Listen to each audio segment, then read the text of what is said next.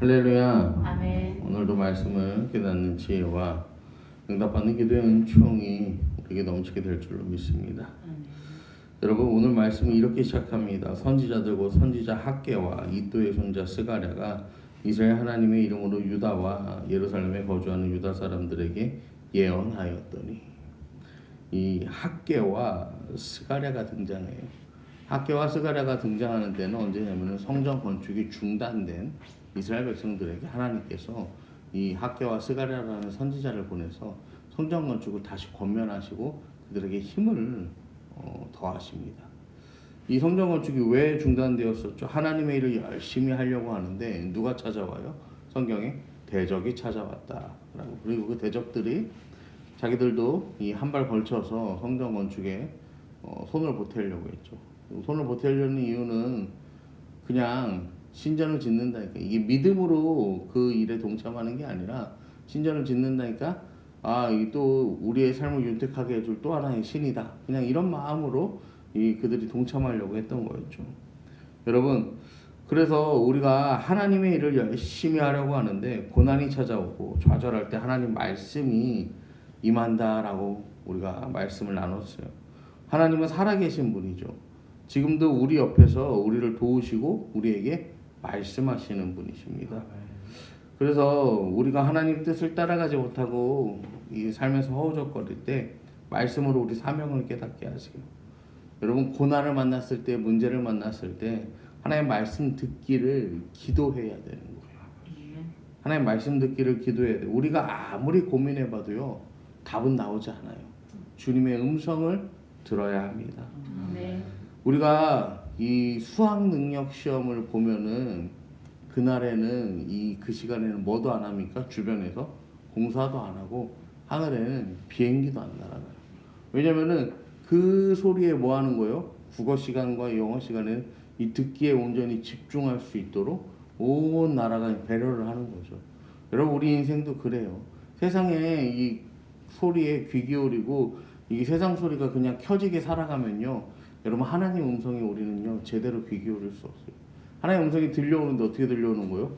막 들리다가 잠깐 끊겼다가 또 들렸다가 끊겼다가 들렸다가. 그러면요, 하나님 음성, 하나님께서 우리에게 무엇을 말씀하시는지 우리가 제대로 들을 수가 없어요. 오늘 이 성전 건축을 포기하고 주저앉은 이스라엘 백성들에게 먼저 하나님 말씀이 이렇게 임합니다. 학개서 1장 1절로 3절까지 말씀인데, 다리오 왕 제2년 6째 달 그 달 초하루에 여호와의 말씀이 선지자 학개로 말미암아 살디엘의 아들 유다 총독 스룹바벨과 여호사닥의 아들 대제사장 여호수아에게 임하니라. 만군의 여호와가 이같이 말하 이르노라. 이 백성이 말하기를 여호와의 전을 건축할 시기가 이르지 아니하였다 하느니라. 여호와의 말씀이 선지자 학개에게 임하여 이르시되. 선지자 학개에게 여호와의 말씀이 임해요. 그래서요, 4절에 보시면 뭐라고 하냐면요, 이 성전이 황폐하였거늘 너희가 이때 판벽한 집에 거주하는 것이 옳으냐라고 성경은 말하고 있어요. 그러니까 지금 이 말씀이 뭐냐면요, 학개 선지자를 통해 이스라엘 백성들에게 주시는 말씀인데, 무려 지금 14년이라는 시간을 건축을 미루면서 아직 아니야, 때가 아니야, 이렇게 하고 있는 이스라엘 백성들에게요, 야, 성전이 없는데 니들은 벽을 잘 만든 이 좋은 집에서 사는 게 과연 옳으냐라고 하나님께서 물으시는 거죠. 그러니까 5절에 그러므로 이제 만군의 여호와가 이같이 말하노니 너희는 너희의 행위를 살피지니라. 이제 니네 여태까지 계속 핑계만 댔지. 어디 한번 계속 핑계 대봐. 나 가만히 안 있어. 이제 하나님께서요, 니네 이제 혼난다 이거예요. 여러분, 우리 부모도요, 자녀를 양육하면 이러잖아. 몇 시까지 이거 해, 이렇게 하잖아요. 몇 시까지 이거 해. 그러면요, 몇 시까지 이거 해. 그러면 이걸 해야 되잖아. 이걸 해야 되는데 애들이 합니까? 안 해요. 우리 애슬이도 야, 너 이거 몇 시까지 이거 좀 해봐, 이제 이렇게 얘기해요. 너 이제부터는 이거 해. 그러니까 애슬이가 또 그러더라고. 진짜 이러더라고. 아이 진짜? 이러면서 제가 너 혼날래? 이제 막 그랬는데, 이 애들이요 말을 안 들어. 애들이 말을 안 들어요. 여러분, 그래서 이스라엘 백성들도요 하나님께서요 말씀하시지만 말을 안 듣는 거야. 그러니까 8절에 보시면 학개 1장 8절에 보면 너희 산에 올라가서 나무를 가져다 성전을 건축하라. 그리하면 내가 그것으로 말미암아 기뻐하고 또 영광을 얻으리라 여호와가 말하였느니라. 그러니까 이스라엘 백성들이 핑계 댈 거리가 없게 하는 거야. 하나님 성전 건축이 이게 하나님 뜻이 아닌 줄 알았어요. 왜냐면 이렇게 방해도 받고 이게 다 중단되니까 하나님이 원하시지 않는 건 하나님이 시작하게 하셨으니까 이게 닫은 것도 하나님 아니에요? 아니다. 하나님 말씀하시는 거죠. 하나님 근데 우리가 이렇게 이 얘들이 사마리아 얘들이 이 로비가 심해가지고 이런 재료도 다 못 구하고 이런데 어떻게 하면 좋을까? 그러니까 하나님 또 뭐라고 하시는 거예요? 산에 올라가서 나무를 베다가 만들어. 그러면 내가 영광 받겠다. 하나님께서 도망갈 방법이 없게 구체적인 방법을 제시하는 거예요. 더 이상 핑계 대지 말고 지금 당장 실행하라. 하나님 말씀하시는 거예요. 그래서 스가랴 1장 1절에 보면 다리오 왕 제2년 8째 달 여호와의 말씀이 이도의 손자 베레가의 아들 선지자 스가랴에게 임하니라. 그래서 3절에 보시면 그러므로 너는 그들에게 말하기를 만군의 여호와께서 이처럼 이르시되 너희 내게로 돌아오라 만군의 여호와의 말이니라. 그리하면 내가 너희에게로 돌아가리라 만군의 여호와의 말이니라. 하나님 말씀하세요. 성전을 건축하면 내가 돌아가겠다. 내가 가겠다라는 거예요. 그러면 강력한 의지를 하나님께서 보여주시는 거예요. 그래서 스가랴 1장 16절에도 그러므로 여호와가 이처럼 말하노라 내가 불쌍히 여김으로 예루살렘에 돌아왔은즉 내 집이 그 가운데 건축되리니 예루살렘 위에 먹줄이 쳐지리라 만군의 여호와의 말이니라. 하나님께서 불쌍하게 이스라엘 백성들을 여기셔서 다시 돌아오게 하셨다라는 거예요. 니들이 뭐 잘난 것 같아서 잘해서 돌아온 게 아니라는 거예요. 내가 너희를 불쌍하게, 내가 너희를 긍휼하게, 내가 너희를 안타깝게 여겨서 너희를 이 땅에 다시 돌아오게 했다라는 거예요. 그래서 스가랴 1장 17절에 보면 그가 다시 외쳐 이르기를 만군의 여호와의 말씀에 나의 성읍들이 넘치도록 다시 풍부할 것이라 여호와가 다시 시온을 위로하며 다시 예루살렘을 택하리라 하니라. 내가 너희들이 지금 이 황폐해진 이 땅에 돌아와서 성벽을 쌓고 그 다음에 뭐 성전문을 세우고 성전을 세우고 이 일이 그냥 아무 의미가 없어 보이지만 그게 아니라 너희들이 이 일을 통해서 내가 이 예루살렘을 다시 뭐하게 하겠다는 거예요? 이 부흥시키겠다라는 거예요. 다시 세우겠다라는 거예요. 그 화려했던 그 모습을 다시 내가 찾게 해주겠다라는 거죠. 그래서 스바냐 5장 다시 에스라 오늘 본문 5장 2절로 돌아와서 이에 스알디엘의 아들 스룹바벨과 요사닥의 아들 예수아가 일어나 예루살렘에 있던 하나님의 성전을 다시 건축하기 시작하며 하나님이 선지자들과 함께 있어 그들을 돕더니 말씀이 선포돼요. 학개와 스가랴를 통해서 말씀이 선포돼. 그러니까 그 말씀이 선포되니까 이스라엘 백성들이 일어나는 거예요. 중단되었던 건축이 시작되는 거예요. 선지자들이 돕기 시작하는 거예요. 여러분 하나님께서는요 우리가 하나님의 일을 감당할 수 있도록 하나님의 사람들을 붙여주시고 함께 그 길을 걸어가라고 말씀하십니다. 여러분 그래서 5장 3절에 보시면 그때 유브라데강 건너편 총독 다뜨네와 스달보스네와 그들의 동관들이 다 나와 그들에게 이르되 누가 너에게 명령한 이 성전을 건축하고 이 성곽을 마치게 하였느냐 하기로. 여전히 반대하는 세력들이 있죠. 유브라데 강 건너편 그러니까 저기서 본토에서 나오는 거야. 그래서 이 사람들이 이제 또 방해하는 거예요. 근데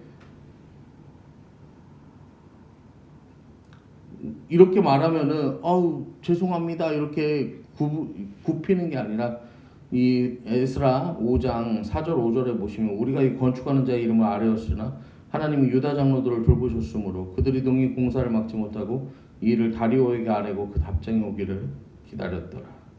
여러분 하나님이 돌보시는 거예요. 말씀이 임하고 그 말씀을 들으니까요. 이 마음이 뜨거워져서요. 이 하나님의 열심이 생겨서요. 이 세상에서요 그거를 방해하는데 거기에 대적할 힘이 생기는 거예요. 여러분 이스라엘 백성들은요 지금요 상황이요 바뀌지 않았어요. 환경이 바뀌지 않았어요. 여전히 그 성전 건축을 방해하고 핍박하는 자들은 득세하고 있어요. 그런데요 그들의 생각이 바뀌는 거예요. 마음이 바뀌는 거예요. 하나님 주시는 확고한 의지가 그들 안에 심겨진 거예요. 여러분 우리에게도요 많은 문제가 있어요. 가정에도 문제가 있고 이 개인적으로도 문제가 있고 교회 안에도 문제가 있어요. 근데요, 중요한 건 그 일이 안 되는 답을 내놓으라면요, 우린 답을 100개도 내놓을 수 있어요. 여러분, 근데요, 그 일을 우리에게 맡기신 하나님의 뜻이 어디에 있느냐, 여러분, 우린 그걸 봐야 돼요. 그래서 안 되는 일 여기에 집중하는 게 아니라 하나님께서 우리와 함께 하신다는 그 사실에 우리는 집중해야 되는 거예요. 빌립보서 4장 6절 7절에 뭐라고 합니까? 아무것도 염려하지 말고 다만 모든 일에 기도와 간구로 너희 구할 것을 감사함으로 하나님께 아뢰라 라고 성경은 말해요. 그리하면 모든 지각에 뛰어난 하나님의 평강이 그리스도 예수 안에서 너희 마음과 생각을 지키니라. 성경은 분명하게 말합니다. 여러분, 우리 간절한 소원을 하나님께 어떻게 고백할 수 있을까요? 어떻게 우리의 이 간절한 소원이 이 상황을 변화시킬 수 있을까요? 여러분, 오늘 말씀이 그 인생, 우리가 나아갈 인생에 좋은 기준점이 되어줍니다. 염려하기 시작하면 끝이 없어요. 걱정하기 시작하면요, 이 걱정은요, 꼬리에 꼬리를 물고 꼬리에 꼬리를 물어요. 오죽하면은 이 병은 아니지만 어쨌든 건강 염려증이라는 말이 나오잖아요. 건강을 하도 염려하니까 어때요? 건강을 염려하는 건강 염려증이라고 하는 거예요. 여러분, 사람들은요, 별의 별걸 다 가지고요, 근심하고 고민하는 거예요. 근데 사실 무섭고 두렵긴 하죠.